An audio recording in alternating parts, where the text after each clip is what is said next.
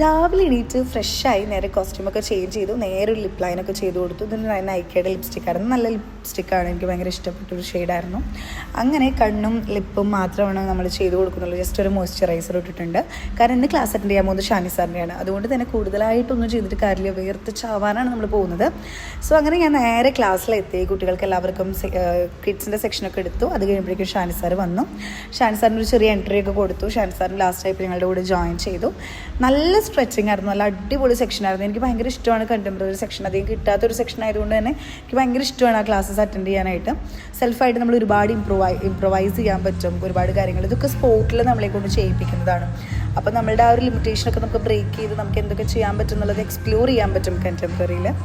അങ്ങനെ ഞങ്ങൾക്കൊരു ഗ്രൂപ്പ് സെക്ഷനൊക്കെ തന്നു. അതിനുശേഷം ഷാനി സാറിൻ്റെ ഒരു ടോക്കറ്റീവ് സെക്ഷൻസ് ഉണ്ടായിരുന്നു, ഇങ്ങനെ ഇമ്പ്രൂവ് ആക്കണം എന്നൊക്കെ. അതിനുശേഷം ക്ലാസ്സൊക്കെ കഴിഞ്ഞു ഞാൻ നേരെ വീട്ടിലേക്ക് പോയി. അപ്പോൾ നെക്സ്റ്റ് വീഡിയോയിൽ കാണാം. ബൈ, ടാറ്റാ.